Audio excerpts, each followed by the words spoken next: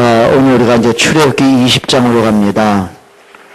출애굽기 20장 1절부터 우리 좀 길지만 17절까지 우리 합독하겠습니다. 출애굽기 20장 1절부터 17절까지 다 같이 합독합니다. 하나님이 이 모든 말씀으로 말씀하여 이르시되 나는 너를 애굽 땅 종 되었던 집에서 인도하여 낸 내 하나님 여호와니라. 너는 나 외에는 다른 신들을 내게 두지 말라.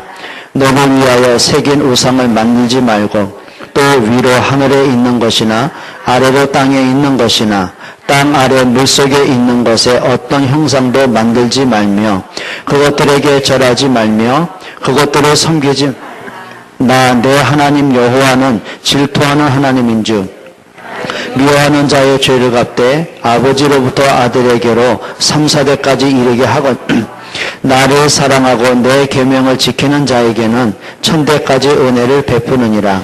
너는 내 하나님 여호와의 이름을 망령되게 부르지 말라. 여호와는 그의 이름을 망령되게 부르는 자를 죄없다 하지 아니하리라. 안식일을 기억하여 거룩하게 지키라. 엿새 동안은 힘써 내 모든 일을 행할 것이나 일곱째 날은 내 하나님 여호와의 안식. 너나 내 아들이나 내 딸이나 내 남종이나 내 여종이나 내 가축이나 내 문 안에 머무는 객이라도 아무 일도 하지 말라. 이는 엿새 동안에 나 여호와가 하늘과 땅과 바다와 그 가운데 모든 것을 만들고 일곱째 날에 쉬었음이라. 그러므로 나 여호와가 안식일을 복되게 하여 그날을 거룩하게 하였느니라. 내 부모를 공경하라. 그리하면 내 하나님 여호와가 내게 준 땅에서 내 생명이 길리라. 살인하지 말라. 간음하지 말라. 도둑질하지 말라. 내 이웃에 대하여 거짓 증거하지 말라. 내 이웃의 집을 탐내지 말라. 내 이웃의 아내나 그의 남종이나 그의 여종이나 그의 소나 그의 낙이나 무릇 내 이웃의 소유를 탐내지 말라. 자, 하나님이 그 시내산에서 모세에게 약속 있는 계명을 주십니다. 계명, 하나님이 강조하는 거죠. 여러분, 우리가 신앙생활을 잘하는 방법이 있습니다. 그게 뭐냐면, 간단한 게 뭐냐면 하나님이 강조하신 게 뭐냐, 이거 한번 찾아보셔야 돼요. 그리고 우리가 뭘 열심히 한다가 아니라 그래 하나님께서 가장 중요하게 보시는 게 뭐냐, 이 두 가지 한번 찾아보세요. 자, 한번 쉬운 예를 한번 얘기 들어볼게요. 창세기 1장과 2장에 보면 하나님이 천지를 창조하시고 아담과 하와를 창조하십니다. 그러면 하나님이 가장 강조한 것과 가장 중요하게 보신 게 뭘까요? 에덴일까요? 하나님은 에덴에 반동받은 적이 없어요. 그럼 하나님이 에덴을 창조하시고 가장 강조한 게 뭐예요? 이겁니다. 하나님의 형상 가진 자입니다. 이거예요. 하나님의 에덴을 왜 창조했어요? 하나님의 형상 가진 아담과 하와를 위해 창조하셨어요. 에덴 때문에 인간을 창조한 게 아니라 인간 때문에 에덴을 창조하신 거예요.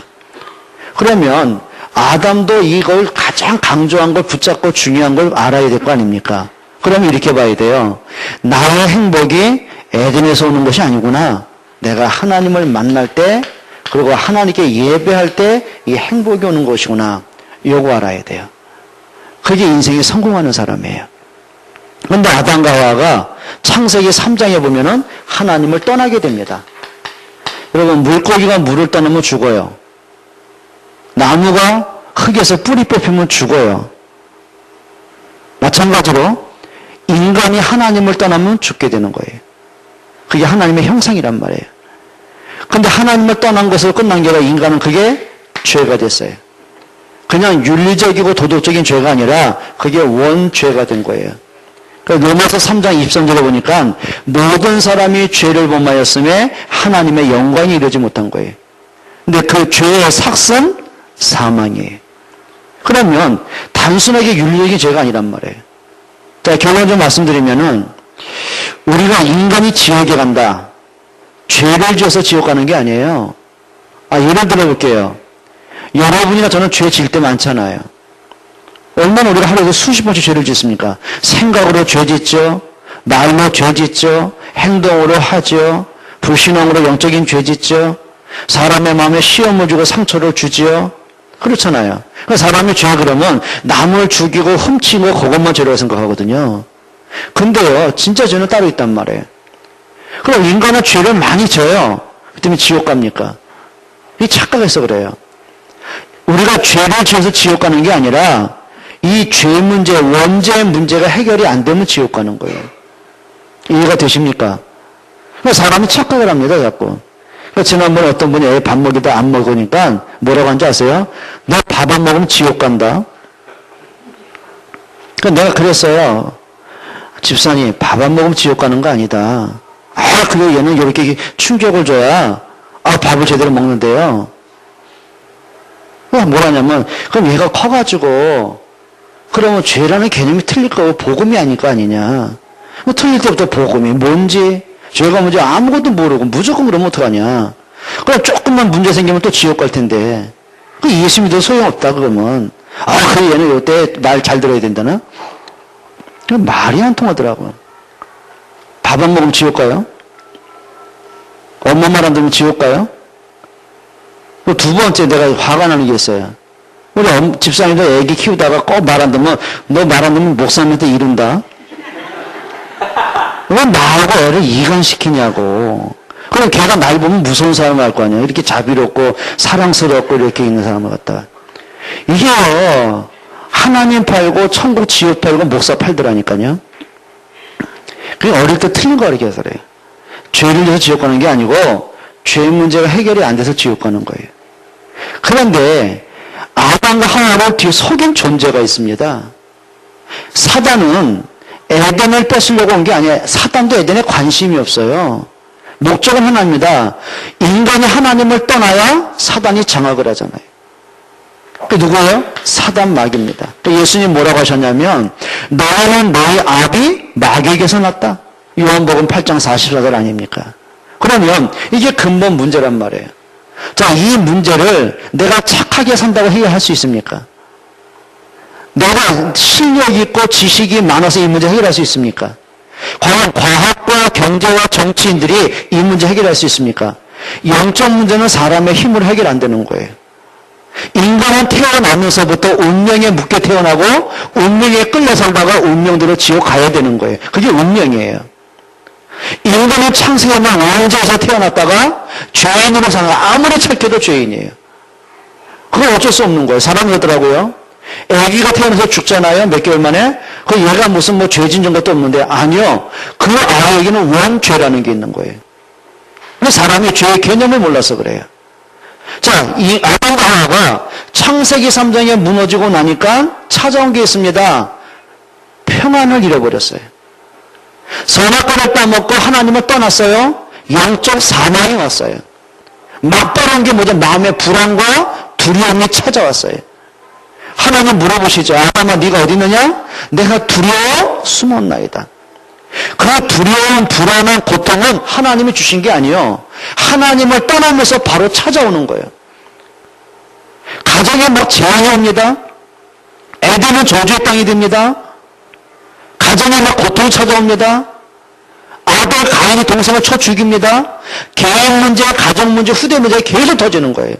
그러니까 아담이 그걸 보고 정신 차릴 틈이 없어요. 어떻게 해결하겠습니까? 그러니까 사람의 힘으로 해결할 수 없기 때문에 하나님이 강조하고 가장 중요하게 주신 게 있습니다. 그게 뭐죠? 창세기 3장 15절 그리스도의 언약을 주신 거예요. 성경은 뭐라고 하죠? 여자의 후손이 오시면 뱀의 머리를 상하게 할 것이다. 자, 모든 사람은 남자의 후손이에요. 아담의 후손이에요. 모든 아담의 후손은 창세기 3장 원죄가 있어요. 역시 인간은 멸망을 당해야 돼요. 근데 예수님은 이 땅에 오시는데 아담의 후손으로 오시면 안 되잖아요. 하나님이 남자의 후손이라고 안 하고 여자의 후손. 그래서 하나 사도신경 고백을 하죠. 성령으로 잉태하사 동정녀 마리아에게 낳으시고. 뭔 얘기죠? 그리스도가 아니고는 창세기 3장 문제 해결할 길이 없어요. 그리스도가 아니고는 하나님 만날 길이 없어요. 그리스도가 아니고는 죄 문제 해결할 길이 없어요. 그리스도가 아니고는 사단 꺾을 길이 없어요. 그래서 하나님이 강조한 게 하나입니다. 이 땅의 모든 인간에게 강조한 게 뭐죠? 그리스도를 보내겠다 강조하신 거예요. 세상에 또 홍수 멸망 심판이 옵니다. 살 길이 없어요. 수영을 잘하면 살겠습니까? 누가 살겠냔 말이에요. 살 길이 없어요. 그때 살 길로 하나님이 한 가지를 강조하셨어요. 뭘 강조하셨어요? 방주를 강조하신 거예요. 너와 내 가족의 구원을 위해서 방주 지어라. 하나님의 강조예요. 그러니까 하나님은 단 한 번도 다른 거 강조한 적이 없어요. 근데 사람들은 세상을 강조하고 명예를 강조하고 돈을 강조하고 육신을 강조해요. 근데 노아가 이걸 강조한 거예요. 120년간 누가 뭐라고 하고 흔들리지 않고 방주 지었어요. 거기에 올인했어요. 그러니까 하나님이 강조한 걸 아는 사람이 있다니까요. 하나님의 중요하게 보시는 걸 중요하게 마음에 담는 사람이 있어요. 그게 믿음의 사람이란 말이에요. 자, 그런데 요셉 이후에 또 애굽에 노예가 됩니다. 430년간 노예로 살아야 돼요. 살 길이 없습니다. 노예에서 빠져나오는 길이 있어요. 430년 만에 애굽에서 나오는 길이 있어요. 자유를 얻는 길이 있어요. 생명하는 길이 있어요. 하나님이 강조하셨습니다. 뭐 강조했죠? 모세야, 유월절 양의 피 발라라. 유월절 양의 피 강조하셨어요. 다른 거 갖고는 안 돼요. 뭐 나라가 피로 변하고 뭐 제한, 메뚜기 제한, 개구 제한, 이 제한, 어떤 제한화도 안 돼요. 바로가 항복을 안 해요. 근데 언제 바로가 무릎을 꿇죠? 피 바른 그날에. 언제 출애굽하죠? 언제 자유를 얻죠? 언제 개인 문제, 가문의 문제, 가정 후대 문제 언제 해결되죠?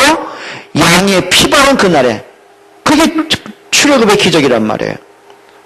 그러니까 우리가 진짜 신앙생활은 뭐냐면 하나님이 강조한 걸 우리는 대충 할 때가 많거든요. 뭐 예수는 그리스도. 뭐 내가 믿는데 뭐 어쩌라고. 그게 이제 틀린 생각이거든요. 여러분 진짜입니다. 하나님이 강조한 게 뭐냐. 그러면 구약성경 전체 내용이 이런 것들이란 말이에요. 그러면 하나님이 강조한 것의 완성이 뭐냐는 거죠. 이렇게 보시면 됩니다. 여자 후손으로 누가 오셨어요? 그리스도가 오셨어요. 방주의 주인공으로 그리스도가 오셨어요. 그 피의 주인공 십자가에서 구원을 완성하신 그리스도가 오셨어요. 그러면 중요한 거죠. 예수가 그리스도예요. 그러면 성경 전체에 강조하는 게 뭡니까? 창세기부터 요한계시록까지 하나님 말씀이죠. 그럼 성경 전체에서 하나님이 강조한 거 하나밖에 없어요. 그게 요한복음 20장 31절이에요. 성경은 뭐라고 하죠? 오직은 뭐냐면 다른 거 필요 없다. 단 하나다. 단 하나의 목적, 단 하나의 이유가 있다. 오직 이 성경을 기록한 목적은 예수께서 그리스도이심을 믿고 영생을 얻게 하려 하심이라. 여러분 우리 신앙생활이요 엉터리하면 안 돼요. 낮에도 잠깐 말씀드렸잖아요. 그래 복음의 본질이 있어요. 본질.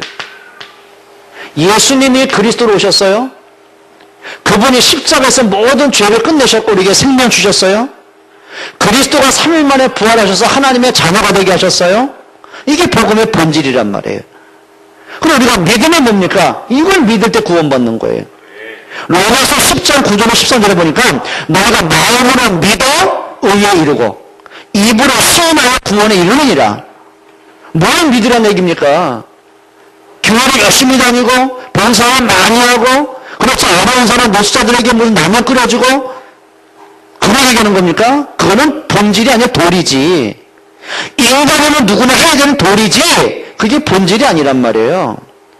그래서 사람이 그러거든요. 교회는 이렇게 해야 돼. 뭐 해야 돼? 그래 교회는 구제를 해야 되고 교회는 봉사를 해야 되고 교회는 사회사업을 해야 되고 그러면 불신자는 안 합니까? 착각을 그래 한다니까요. 그게 복음의 본질이 아니라니까요. 교회의 본질이 아니라니까요. 그거는 우리가 마땅히 해야 할 도리라니까요. 예수님의 구제를 위해서 왔습니까? 그러면 너희가 하나님 만나려면 구제해라 이래 말해야죠. 구제해야 내가 그래야 될 거 아닙니까? 그런데 예수 그 얘기 안 하고 당신의 몸을 십자가 제물로 바치셨단 말이에요. 예수님의 친히 십자가 못 박혀 죽으셨단 말이에요. 무슨 얘기입니까? 구제 없거나 이거 해결할 수 없어요. 선행, 착함, 행위, 노력, 사단 문제 꺾을 수가 없고 운명에서 빠져나올 길이 없어요. 복음의 본질 그게 아니요. 그리스도가 복음의 본질이에요. 근데 대다수 많은 사람이 믿음을 어떻게 보냐면 자꾸 복음의 주변 것 있잖아요. 주변 것. 주변 것. 그러니까 나름대로 자기 기준이 있어, 기준. 교회는 이렇게 해야 돼? 교회는 이렇게 해야 돼? 그러니까 자기 기준이 안 맞으면 무슨 교회가 이래? 착각이요. 그거는요, 복음을 뭐라고 너무 모르는 무식한 소리요. 대다수 말씀 이거요. 오전에 제 비유 말씀 드렸잖아요. 저기 유아시에 지금 엄마들이 애기 안고 있네. 저 엄마들이 애가 있거나 어디서 막 마음 뺏기는 엄마 쳐다만 눈물 칠게 짜고 막 옷 보면 감동받고 옷 보고 막 행복하고 옷을 어루만지고 애가 뭐 추운다고 감기 걸리든 말든 뭐죠? 세상 말로 말하면 이거요. 동거요, 동거. 엄마는 애기 옷 때문에 감동받고 그러지 않습니까? 않아요. 필요하니까 옷을 산 거예요. 우리 아이 몸에 맞춰서 옷을 사고 추운 겨울날 따뜻하게 옷을 산 거지 옷이 본질이 아니요. 엄마의 본질은 뭐죠? 아이한테 있는 거예요. 아이 때문에 옷이 필요한 거예요. 옷 때문에 아이가 필요한 게 아니라니까요. 이해가 됩니까? 그래, 복음 때문에 우리가 그래, 때리면 이런 것도 저런 것도 필요한 거지 이런 것 저런 것 때문에 복음이 필요한 게 아니라니까요. 그냥 많은 사람은 복음은 뭔지 몰라. 그리스도가 누군지, 하나님이 강조한 게 뭔지, 하나님의 소원이 뭔지, 교회의 본질이 뭔지 몰라. 그러니까 뭐냐, 끼리끼리 이제 뭐하다 싸우고, 뭐하다 서로 험담하고, 서로 자기 파싸움하고. 그게 어리석은 거예요. 여러분, 이게요, 사단은 목적이 하나입니다. 사단도 그리스도 알아요. 성경에 뭐라 했습니까? 너가 예수를 믿느냐? 잘하는 거다. 사단도 그리스도를 믿고 떤다. 그럼 사단이 예수님을 믿고 떤다는 말은 믿고 구원받는 얘기입니까? 아니요. 어찌하든지 그리스도 믿으면 안 돼. 교회를 세워지는 건 괜찮은데 어찌하든지 교회가 그리스도 말하면 안 돼. 그래, 신자가 많아지면 괜찮아. 그건 아무 의미 없어. 근데 복음이라는 신자가 있으면 안 돼. 그게 문제예요. 그래, 애굽에 뭐 히브리인 많고 유대인 많고 라이지파 제사장 아무리 많아도 뭐합니까? 유아적 피해를 깨달은 사람이 없는데 그런데 모세가 나오는 거예요. 그러니까 왕이 명령하지 않습니까? 모세가 태어난 그 시대에 명령했거든요. 남자의 태는 무조건 죽여버려라. 왜요? 피해를 깨달은 사람 나오면 안 돼. 복음의 본질을 알면 출애굽에 역사 나오는데 그러니까 사단이 두려운 게 뭡니까? 히브리, 유대인, 제사장, 바리새인, 종교인, 사단 거기 코웃음 칩니다. 그게 중요한 게 아니라니까요. 본질을 아는 사람 나와야 돼. 교회에 수만 명 모이면 뭐합니까? 사단 그거 방해 아니라 더 모이게 하죠. 그런데 복음의 본질 깨달아서 한 사람이 나오면 안 돼. 그러니까 사단은 그거 먹는 거란 말이에요. 그러니까 사단은 어쩌면 뭐죠? 복음을 희망하게 하는 거예요. 교회도 다니고 성경도 읽고 봉사도 하고 금식기도 산기도 철학기도 무진장 쫓아다니는데 이건 모르는 거예요. 여러분 답을 찾아내야 됩니다. 그래서 언제든지 하셔야 됩니다. 하나님의 강조한 게 뭐? 사도행전 4장이 그 사건 아닙니까? 베드로와 요한이 안진배 일으키니까 그게 안진배 이런 게 중요한 게 아니잖아요. 근데 문제는 뭐냐면 그 사건 때문에 수많은 사람이 예수님을 믿게 되는 거예요. 그러니까 바리새인과 제사장들이요 긴장이 되는 거예요. 그러니까 어쩌면 뭐 안진배 이러는 거 어쩔 수 없는데 예수의 이름이 자꾸 증거된단 말이에요. 그러니까 베드로와 요한을 잡은 겁니다. 뭐라 합니까? 다시는 안진배 일으키지 마라 그랬습니까? 바리새인도 그 얘기 한 적이 없다니까요. 꼭 이러는 거 어쩌라고요? 반가운 일이지 뭐. 자기 지역의 사람이 치료가 얼마나 좋습니까? 그게 문제가 아니라니까요.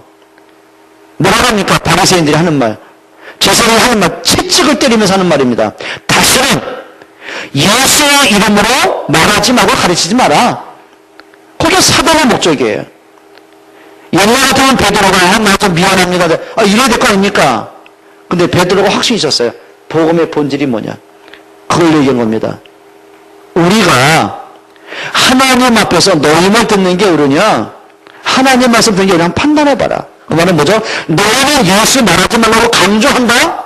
근데 하나님은 예수 그리스도만 말하라 강조하셨다. 그럼 우리 누구만 들어야 되느냐? 나는 보고 들은 것을 말할 수밖에 없다. 본질입니다. 우리 모든 중직자들, 성도들 렘넌트 이거 하셔야 됩니다. 우리 신앙생활 잘한다는 게 뭡니까? 내가 몇 년 믿었냐? 우리 집안이 뭐 3대, 4대 그게 문제가 아니라니까요. 오히려 그게요, 복음 없이 뭐 기독교 집안일수록 복음 방해합니다, 이게. 왜 그렇습니까? 나도 예수 믿어봤다. 어쩌라고 이렇게 나온다니까요. 그게 중요한 게 아니에요. 아, 그래 말이야. 하나님이 그래서 그리스도 보내셨구나. 그래, 인간의 스스로 해결할 수 없기 때문에 근본 문제, 인생 문제 해결하시려고 하나님이 그리스도 보내셨구나. 그러면 그 그리스도가 나한테 어떤 분이지? 답을 찾아야 돼요. 자, 그 의미에서 오늘 출애굽기 20장을 한번 보시란 말이에요. 하나님이 모세를 시내산에 부르십니다. 그리고 모세에게 하나님이 강조한 게 있어요. 성경에 뭐냐면 반드시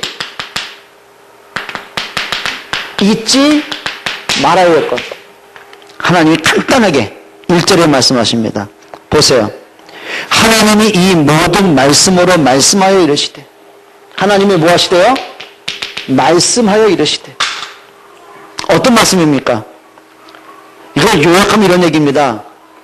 너가 언제 애굽에서 나왔냐? 그 전에 너가 왜 애굽에 노예가 된지 아냐? 요셉 이후에 언약 잃어버리고 전도 관심 없지 않냐? 너희도 모르게 애굽에 노예되지 않냐? 그럼 언제 애굽에서 나왔냐? 피 바를 때 아니냐? 이제 그걸 말씀하시는 거예요. 그러면 2절에 뭐라고 말씀하시죠? 나는 너를 애굽 땅 종 되었던 집에서 인도하여 낸 내 하나님 여호와니라. 무슨 얘기죠? 너희가 언제 애굽에서 나왔냐? 언제 너희가 구원을 받아 나왔냐? 나는 너를 애굽에서 구원하여 낸 너희 하나님 여호와다. 잊지 마셔야 돼요. 항상 말씀을 통해 이거 찾아야 돼요. 과거에 대한 답을 찾으셔야 돼요. 언제 너가 애굽에 넣어야 되냐? 언제 너 개인 문제, 가정 문제, 후대 문제, 가문의 정조 속에 묶여 살아왔냐? 너의 실력과 너의 인격과 능력 갖고도 해결할 수 없는 이유가 뭐냐? 하나님 떠난 거 아니냐? 답을 찾아야 돼. 그러면 언제 너희가 바로에 서서 건진받았냐? 언제 바로를 꺾었고 언제 애굽에서 나왔냐? 현재에 대한 하나님의 계획을 찾아야 돼. 그럼 하나님의 약속이 있다는 게 아니면 가난입니까? 그게 미래입니다. 내가 뭐 때문에 살아야 돼?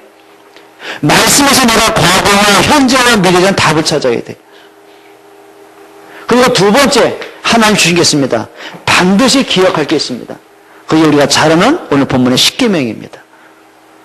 어떤 분 그런 말 하더라고요. 구약을 보면 참 자기는 하나님이 무섭다고 느껴진대요. 성경에 보면 뭐 우상을 섬기면 3, 4대가 저주를 받고 막 하니까 무섭다는 거예요. 바꿔 생각해라. 하나님의 목적이 너를 막 긴장하고 두렵게 하고 재앙 주고 그러기 위해서 말씀 주셨냐? 아니다. 너를 사랑해서 주신 것이다. 예를 들어볼게요. 엄마가 아이들 밖에 나갈 때 차 조심해라, 길 조심해라. 그 말은 너 나가다 차에 치여 뒤져라. 그 말이에요? 왜 그 말이에요? 내 사랑하는 아이 지키기 위해서요. 차가 오면 위험하니까 차 있는데 가면 안 돼. 길 건너때 꼭 좌우 쳐다보고 건너야 돼. 그건 뭐? 내 사랑하는 아이 보호하기 위해서요. 그럼 하나님의 구약 성경에 선지자를 통해서 계속 강하게 말씀하십니다. 뭐 때문에요? 하나님이 사랑하는 당신의 백성들 틀린 길로 가지 말라고요. 우상 앞에서 멀망으로 가지 말라고요. 그게 뭐죠? 하나님의 사랑의 음성입니다. 여러분 성경을 다시 봐야 돼요. 그러면서 오늘 두 가지가 나오죠. 자, 성경에 보면 1계명부터 4계명까지 그건 뭐죠? 하나님과 나와의 관계입니다. 그러니까 1계명부터 결론 말씀드릴게요. 십자가 있잖아요. 1계명부터 4계명은 하나님과 나와의 관계입니다. 인간관계죠. 그리고 5계명부터 10계명 뭐죠? 사람과 사람의 관계입니다. 부모와 자녀의 관계고요. 친구와 친구, 이웃과 이웃의 관계입니다. 그래서 중요한 거는 하나님과의 관계, 인간과의 관계. 그게 십계명의 의미란 말이에요. 그러면 첫 번째 기억할 게 뭐죠? 하나님 앞에 기억할 게 뭐죠? 이 땅의 창조주가 누구냐? 생명의 주권자가 누구냐? 사람의 생사화복을 주관하는 분이 누구냐? 그게 오늘 1계명입니다. 한번 보세요. 3절입니다. 너는 나 외에는 다른 신들을 내게 두지 말라 그랬어요. 뭔 얘기죠? 유일하신 하나님이에요. 창조주는 한 분이십니다. 사람의 생명을 주관하는 분은 하나님 한 분이십니다. 그럼 우리가 하나님을 인정할 수 있는 믿음이 있어야 돼요. 여러분 진짜 하나님 믿으십니까? 하나님 정말 믿으십니까? 나 외에는 다른 신들을 내게 두지 마라. 그리고 두 번째 뭐라 했죠? 예? 2계명이 뭐예요? 4절입니다. 우상을 만들지 말고 섬기지 마라. 우상을 섬기는 자는 뭐 한다고요? 3, 4대가 저주를 받는다. 이게 무슨 얘기입니까? 자, 우상 숭배는 무슨 숭배죠? 사단 숭배입니다. 이렇게 보면 돼요. 예를 들면, 여러분 남편이 자꾸만 여기저기 기웃대건 다른 남자 보고 그러면 어떻게, 여자 보면 어떻게 있어요? 그게 틀린 거죠. 자, 그러면, 인간을 창조하신 분이 하나님이신데, 인간이 하나님을 거부합니다. 자꾸 우상 앞에 무릎 꿇습니다. 그게 사단 숭배라는 거예요. 그래서 우상 숭배가 몇 가지가 있죠? 첫째는 형상 우상이 있습니다. 나무나 돌을 깎아서 막 형상을 만들어 섬기는 겁니다. 그런데 진짜 우상 숭배가 뭐라 생각하십니까? 하나님보다 다른 것을 더 좋아하는 것을 우상이라고 합니다. 그러면 어떤 사람은 돈이 우상이 될 수 있잖아요. 그 성경보다 돈을 사랑하면 일만하게 뭐라고요? 뿌리라고요. 한번 여쭤보죠. 돈을 좋아하면 그게 재앙이 됩니까? 말씀해보세요. 어느 집사님 저한테 이상한 말 하더라고요. 목사님은 돈을 안 좋아할 것 같아요. 참나 웃겨가지고 내가 속으로 돈 줘봐라 내가 안 좋아하나. 저는 진짜 좋아하는 사람이 있습니다. 가끔 돈 봉투 줄 때. 그 사람 되게 좋아 보입니다. 여러분 돈 싫어하는 사람 있습니까? 근데 문제가 있단 말이에요. 돈이 우상이 될 때가 있습니다. 돈이 우상되면 어떻게 되는지 아세요? 하나님 눈에 안 보입니다. 돈이 우상된 사람의 특징이 있습니다. 내가 남을 짓밟고 죽여서라도 돈을 내 것 만들어야 됩니다. 돈이 우상된 사람은 형제가 눈에 안 보입니다. 그러니까 형제끼리 재산 싸움하고 법정 투쟁하고 이상한 짓들 많이 하잖아요. 그게 뭐예요? 그게 우상이에요. 자, 우리 사람들이 청년들이나 우리 어른들도 그런 사람 많고 특별히 학생들 많죠? 밥은 안 먹고 잠은 안 자도 괜찮은데 게임 안 하면 미치는 사람이 있습니다. 그게 뭐예요? 게임의 우상입니다. 그 말은 뭐냐면 내 마음속에 꽉 차 있는 게 있습니다. 그걸 뭐라 그래요? 우상이라고 그래요. 여러분 마음속에 복음이 꽉 차기를 바랍니다. 그 다음에 세 번째 계명이 있죠. 그게 몇 절이죠? 예? 5절입니다. 한번 읽어보죠. 그것들을 뭐하지 말며 절하지 말며 또 섬기지 말라. 내 하나님 여호와는 무슨 하나님? 질투하는 하나님.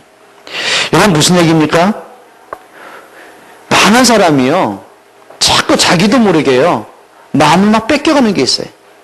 그러니까 우리나라만 해도 성경에 보면은 뭐 하늘에나 땅에나 물속에나 산에다 좀 말씀하잖아요. 섬기지 마라, 우상 만들지 마라. 자, 우리나라의 산에는 뭐가 존재하고 있어요? 산신령이 있습니다. 바다에는 뭐가 있어요? 용왕이 있습니다. 그렇죠?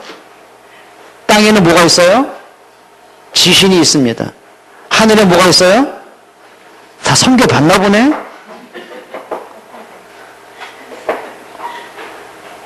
많습니다. 자, 로마서에 보면 제우스, 바다에 뭐가 있어요? 포세이돈이 있습니다. 하늘에 뭐가 있어요? 제우스가 있습니다. 산에 뭐가 있어요? 다 있어요. 얼마나 이렇게 만들어 놓는지요. 자, 여러분 머릿속에 무슨 성이 있어요? 되어주는 지식이 있어요? 내가 알고는 알량한 지식이 있어요? 마음속에 뭐가 있어요?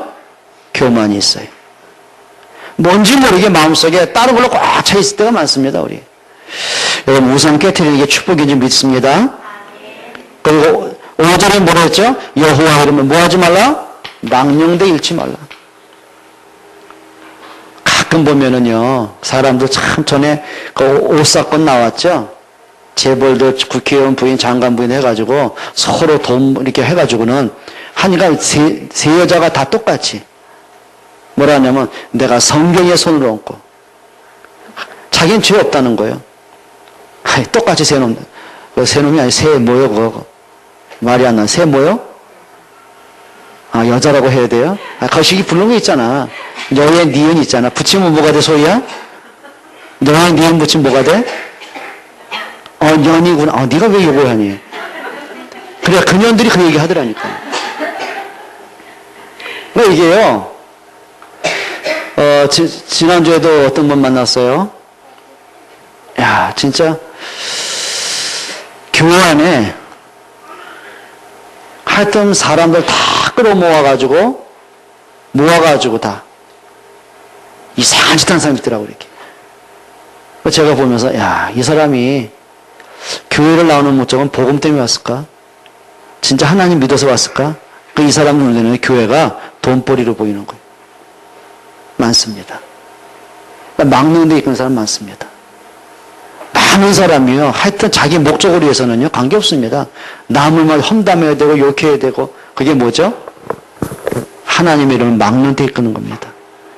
여러분 복음을 이용하는 사람이 아니라 여러분 복음 앞에 쓰임받는 사람 되시기 바랍니다.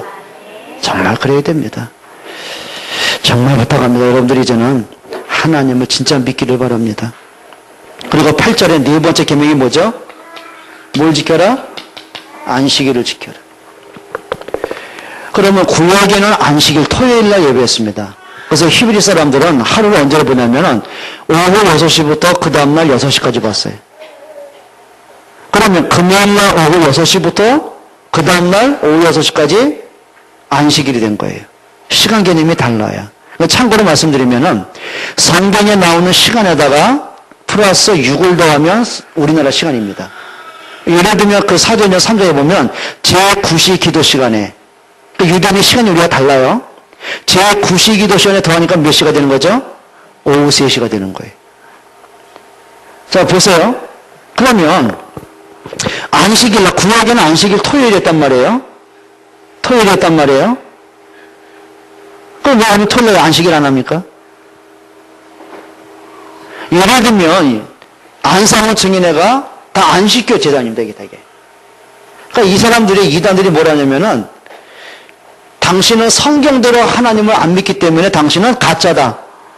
당신은 절대 구원 못 받는다. 성경대로 믿어야 된다. 성경을 안식일이라고 지키라고 했지 주일날 지키라고 언제냐?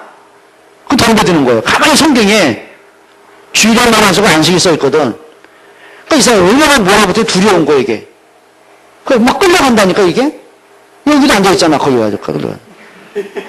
나 이 얘기만 하면 혈압이 돈다고 내가 이렇게. 그게 뭐냐면 너 믿은 성경대로 믿어라 너. 성경대로 하니까 무슨 길 하나님 믿냐고. 그건 아니다. 가짜다.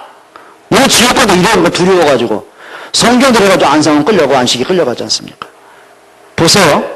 모든 율법과 구약은 누가 완성하셨어요? 그리스도가 완성하셨어요. 예수님이 부활을 언제 했어요? 안식구 첫날 새벽이었어요. 그게 주일 아침이었어요. 그때부터 초대교회 모임의 시작이 언제 됐어요? 주일이었어요. 그럼 답은 간단한 거 아닙니까? 여러분이 그리스도로 하나님이 강조하신 그리스도로 성경 안 보면은요 온갖 이단 다 나옵니다. 그럼 이렇게 봐야 돼요. 그럼 우리가 주일 성수라는 말을 많이 쓰죠. 그 말은 뭐냐면 주일을 거룩하게 지키란 말이에요. 그럼 주일만 하나님의 날입니까? 그럼 월화수목금토는 누구 날입니까? 내 날입니까? 아니요. 월화수목금토 주일이 하나님의 날인데 하나님의 시간인데 그 중에 내가 하나님 앞에 하루를 온전히 드리는 시간이 주일이란 말이에요. 그럼 우리가 주일 성수는 엄밀히 틀린 말입니다. 이거 맞아 따라합시다. 매일 성수. 그게 돼야 돼요. 예수님이 이렇게 말씀하셨습니다. 내가 죄와 너와 함께 하겠다 그런 적 없어요. 내가 항상 너희와 함께 있을 것이다. 맞습니까? 그럼 하루하루가 매일매일이 인만의 날이고 하루하루 자녀의 축복을 누리는 날입니다. 맞습니까? 예배 성공하셔야 됩니다. 많은 사람이 좀 바보 같은 말 하죠. 주일 오전 예배는 주일 대예배 그럽니다. 그럼 오후 예배는 소예배입니까? 젖섭니까? 말섭니까? 착각을 한다니까 그게요. 그러니까 예배는 다 나와요. 주일 낮 예배는. 근데 오후 예배 관심 없고 수요예배 더 관심 없고 금요일 예배 더더욱 관심 없고 어떤 목사님이 이런 얘기했어요. 예수님의 재림은 수요일에 저녁에 오실 것이다. 그것도 비바람 치는 그날 천둥 번개 치는 그날 그때 오실 거예요. 왜? 사람들 텔레비에 앉아 있으니까. 그만큼 예배에 관심이 없다는 얘기예요. 여러분 예배 성공하셔야 됩니다. 예배를 소중히 하세요. 그 사람들이요 기분대로 예배하면 안 돼요. 여러분 나의 기분하고 관계없어요. 예배는 하나님께 드리는 거예요. 맞습니까? 여러분 예배 성공하시기 바랍니다. 그게 십계명입니다. 그러면 그게 두 번째로 5계명부터 10계명 무슨 사이라고요? 사람과 사람의 관계입니다. 그 첫째가 보세요. 12절입니다. 다 같이요. 시작. 내 부모를 공경하라. 뭐 하라고요? 부모를 공경하라고요. 여러분 진짜 부모 공경이 뭡니까? 요즘에 이런 말 하면은요. 젊은 세대들 얘기하면은 아이고 내 인생 뭐 내가 알아서 하지 무슨 뭐. 요즘 초등학생들, 중학생들, 고등학생들 가족 개념이 없어졌어요. 그렇죠? 가족들은 뭐냐면 그냥 가족이니까 집에서 같이 봐야 되고 밥 먹고 뭐 그런 거지 이게 마음이 가고 사랑이 가고 막 그게 없어요. 그게 핵가족화 시대라고 그래요. 요즘 가면 갈수록 노인분들 혼자 있는 게 가장 많잖아요. 그렇죠? 가족이 없는 거예요. 그러니까 옛날 같으면 뭐 그렇게 막 대가족 제도 아닙니까? 뭐 할아버지 할머니 어른들 계시고 증조 고조까지 계시고 부모 있고 고모 있고 삼촌 있고 있잖아요. 가족들이 형제들 각 사촌끼리 있잖아요. 그냥 가족 간에 우애가 있었단 말이에요. 근데 지금은 그런 게 없어요. 다 깨졌어요. 그거는 누가 가르쳤을 것 같아요? 하나 낳고 많이 낳고 둘 낳으니까 내 새끼 귀한 줄 알지 내 새끼 기본 가르칠 줄 모르는 거예요. 여러분 혹시요 가끔 보면 이런 생각이 얘기하다 보면은 뭐 간식 맛있는 거 먹다가 이거 아빠도 잡숴야지 그러면 아빠는 잡술 때 기회 많어 이런 사람 있죠? 그런 인간들 많대. 왜 나와봐 우리 집은 안 그래? 우린 내가 내 거 있어. 바꿔 말해야 돼. 야, 너 숟가락 놔. 너 앞으로 먹을 게 많아. 말해봐. 엄마 아빠가 먹을 기회가 적을까? 네가 많을까? 네가 많지? 알았어. 신발 입어. 저놈의 새끼. 조건산이 새끼 저거 어떡할까 저놈 저거. 바꿔야 됩니다. 그러니까 옛날에는요 이랬습니다. 어른이 먼저 수저 들기 전에 애들은 절대 못 잡았어요. 그게요 율법이라고 생각하십니까? 근데 지금 그거 없어요. 얼른 식기 전에 먼저 먹어. 그 아이가 버르장머리 얻게 되는 거예요. 그게 사회 문제, 가정 문제, 교회 안의 문제 되는 거예요. 여러분 부모를 공경한다는 말 좀 이 의미를 갖고 있기를 바랍니다. 그리고 13절에 뭐 하지 말라? 뭐 하지 말라? 살인하지 말라. 우리는 사람 죽인 적 없어요. 그렇죠? 예수님 뭐라고 하셨냐면 그 마음에 이미 사람 미워하며 뭐한 자니라? 살인한 자니라. 여러분 하루에 몇 명씩 죽이고 살아요? 옆에 분에게 인사하세요. 당신 미워하지 않겠습니다. 이렇게 해서 나를 미워하면 당신은 살인자입니다. 사모님이 나를 미워하면 살인자야. 기분 나쁘다고 밥 안 해주면 굶어 죽인 살인자야. 했는데 안 먹으면 반찬을 맛없게 한 그게 죄가 되는 거예요. 그걸 말이라고 하고 있어. 여러분 정말 부탁합니다. 근데 참 안타까운 게 가족끼리 왜 이렇게 미워하고 형제끼리 다 돈이요, 돈 걸린 거. 그게 우상이라니까요. 왜 교회 안에서 왜 이렇게 싸워도 막 험담하고 싸우고 파가 갈립니까? 여러분 교회 안에서 살인하지 마시기 바랍니다. 맞습니까? 그리고 뭐라 했죠? 14절에 뭐라 했어요? 간음하지 말라. 그리고 뭐라 했어요? 15절에 도적질하지 말라. 여러분 참 이런 사람 많죠? 그러니까 남의 걸 훔쳐 살기보다는 참 교회에서 막 이렇게 막 근데 교회도 보면 이렇게 가끔 그런 사람 많이 있어요. 저한테도 왔어요. 뭐라고 하냐면 전화가 와서 목사님 만나기 너무나 행복해요. 마치 아버지를 뵙는 것처럼. 그런 사람은 좀 뭔가 있는 거예요. 이렇게 내가. 진짜 잘하는 사람은 말로 하지 않고 행동으로 이렇게 보여주죠. 이렇게. 근데 이 사람이 뭔가 있구나. 근데 왔어요. 목사님을 꼭 보고 싶다고. 갑자기 지나가다 무슨 생각이 난다고. 근데 준비하고 있었죠. 하는 말이 뭐냐면 쭉 얘기하다가 본론이 나온 거 이제. 이렇게 말합니다. 내가 어디 가서 공사를 맡았는데 이게 지금 수억짜리인데 자재를 빨리 사와야 되는데 300만 원 있으면 자재 사다가 오늘 오후에 당장 일 마치면 마무리하면 수억을 내가 받을 수 있는데 그분은 뭐죠? 300만 원 나한테? 그럼 그때는 어떻게 말해야 돼? 수억을 생기면 11조가 수천만 원인데 설마 뭐 원금만 주기 위해서 이자까지 줄 텐데 그래 생각이 됩니까? 그건 100% 사기꾼입니다. 또 이런 사람 또 특징이 있죠. 전화가 옵니다. 성도들끼리 이제 친해지면 전화 옵니다. 우리 와이프가 지금 아파서 병원에 갔는데 내가 지방에 와 있고 병원 좀 가야 되는데 뭐 돈 얼마만 좀 통장에 넣어달라고. 노준 사람들 꽤 되죠. 이런 사람 많습니다. 그게 뭐냐면요. 복음 때문에 교회 온 게 아니에요. 자기 목적 때문에 굉장히 많습니다. 근데 내가 부탁하지 않습니까? 교회에서는 돈거래 하지 말라고. 아예 그냥 주고 안 받을 생각하면 주세요. 여러분의 교회에서는 복음 외에 이거 하셔야 돼요. 복음 아닌 주변 것들 때문에 움직이지 않기를 바랍니다. 아멘? 정말 그럽니다. 이해가 안 되면 다시 말하세요. 처음부터 얘기할게요. 다 되죠? 뭐가 되죠? 그 다음에 16절에 뭐라 했죠? 내 이웃에 대해 뭐 하지 마라? 에? 거짓 증거하지 마라. 거짓 증거. 소희야, 저 희종이 말이다. 저 새끼 저 사귀지 마 저거. 대화하지 마. 제가 보니까 처음부터 얘가 싹수 같고 더러워 저거. 걔는 뭔가 모르게 막 씹고 뭐예요? 거짓 증거. 사람마다 뭔지 모르게 막 나하고 친하지 않은 사람 막 도마에 오는 거 있죠.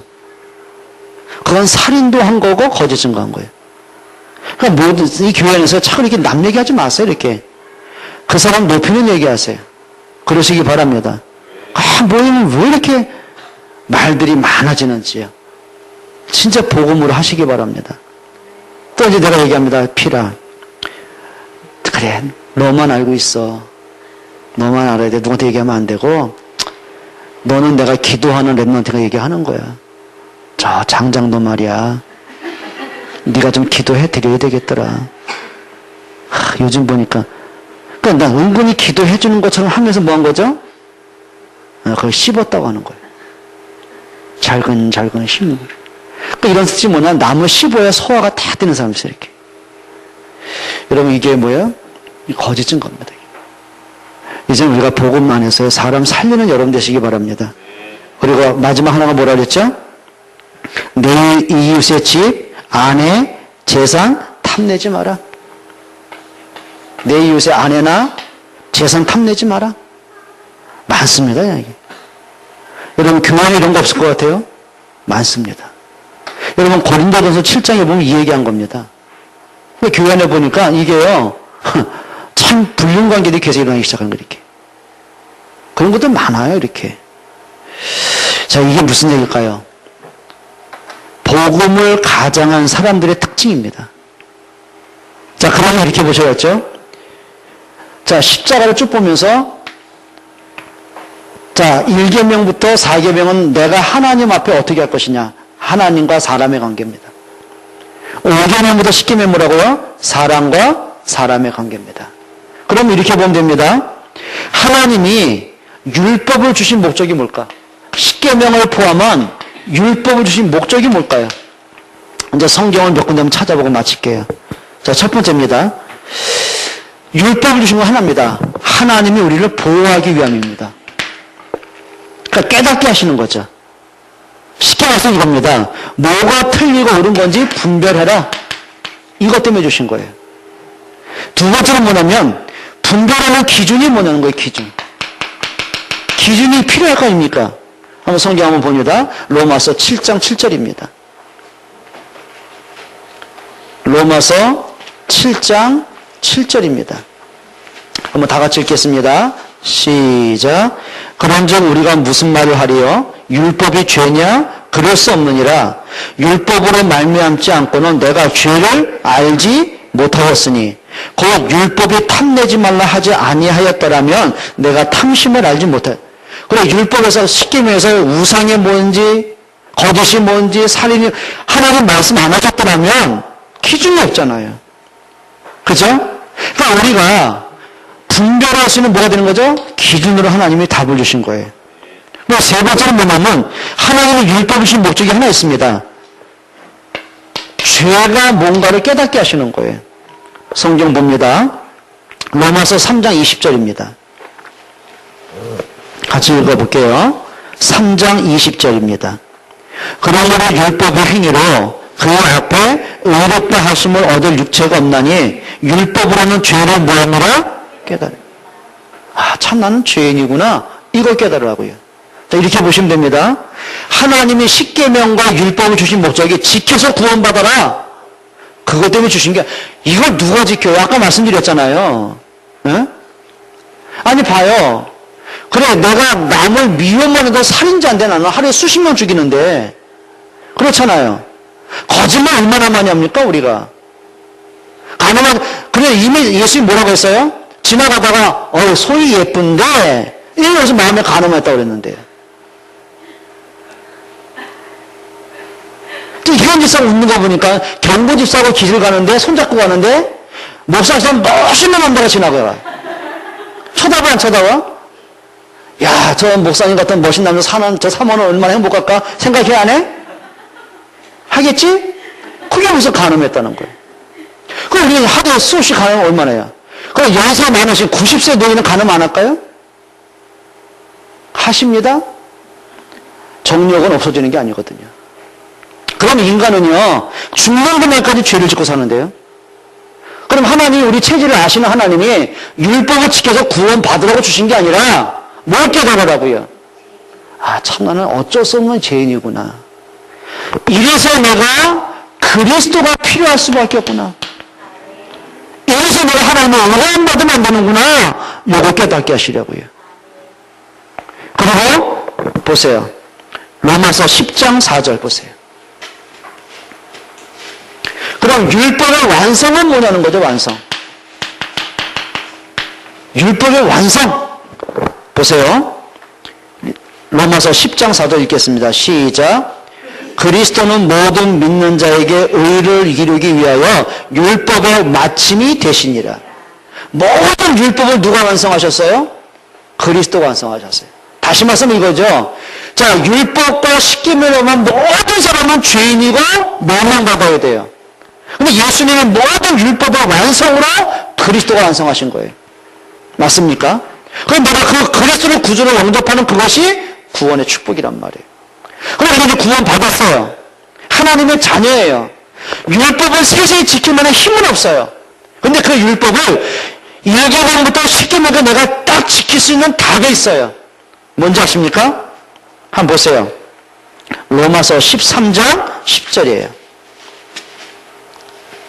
로마서 13장 10절이에요. 9절에 이렇게 말하죠. 간음하지 말라, 살인하지 말라, 도둑질하지 말라, 탐내지 말라. 쭉 얘기는 뭐죠? 10계명을 얘기하는 거죠. 그 10계명을 지키는 비밀이 뭐냐면 10절입니다. 사람은 이웃에게 악을 행하지 아니하나니 그러므로 사람은 율법은 뭐니라? 사랑입니다. 하나만 더 읽어볼게요. 갈라디아 5장으로 가보세요. 갈라디아 5장 14절 15절 읽겠습니다. 자, 율법의 완성이죠. 정신이죠. 자, 시작. 온 율법은 내 이웃 사랑하기를 내 자신같이 하라 하신 이 말씀에서 이루어졌나니. 그 다음에 15절 보세요. 만일 서로 물고 먹으면 피차 멸망할까.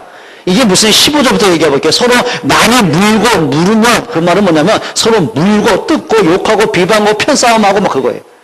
우리 그럴 때 있죠. 가족끼리 형제끼리 또는 교회에서도 서로 막 네 편 내 편 가지고 막 싸우고 서로 험담하고 서로 욕하고 서로 비방. 우리 그럴 때 많죠. 그럼 서로 뭐 한다? 멸망할 거 조심해라. 여러분 교회에서 싸우는 자체가 어리석은 겁니다. 그게 사단의 방법입니다. 그러면 14절은 뭐라고 했죠? 율법을 완성하는 답은 하나입니다. 내 이웃을 사랑하는 것이 율법의 완성이다. 뭐라고요? 사랑이에요. 그래서 아까 말했죠? 사람이 마땅히 하나님을 사랑하고 서로가 사랑하는 것, 그게 율법의 정신이라고 보는 거죠. 옆에 보내기 인사, 당신을 사랑합니다. 지금까지 내 행위를 용서해 주세요. 교회 안에서는요, 편이 갈라졌다, 뭐 누가 어쩌고, 나 때문에 시험 든 사람 나왔다.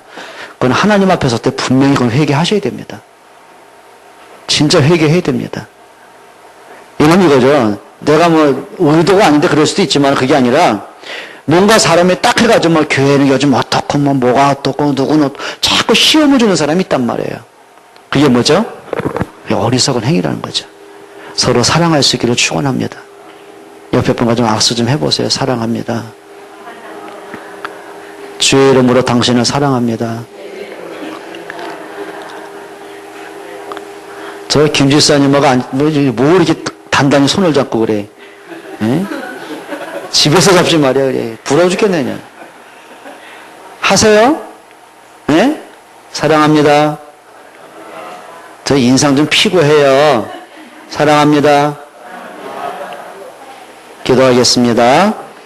우리 한번 통성으로 기도하십시다. 그래, 그리스도가 안 오셨다면, 예수 그리스도가 십자가에 죽지 않으셨다면 우리가 어떻게 됐을까? 여전히 죄인인데요. 네, 그리스도로 우리가 생명 얻은 것, 여러분 진짜 믿음의 감사가 회복되고요. 정말 우리가 복음 안에서 서로 사랑할 수 있는 힘을 주옵소서. 같이 기도합니다.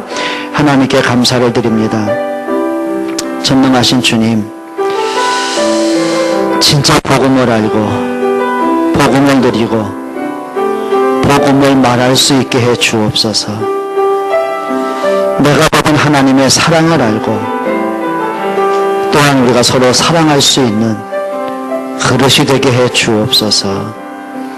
내게 있는 불신앙들, 틀린 생각들, 나의 어리석은 판단들 벗어버리게 하시고 정말 존중하고 사랑하고 배려하고 이해할 수 있는 힘을 주옵소서. 함께 갈 수 있는 힘을 주옵소서. 복음으로 연합하고 하나님 나라 이룰 수 있는 그리스도인의 축복이 되게 해 주옵소서. 예수 그리스도의 이름으로 기도합니다. 아멘.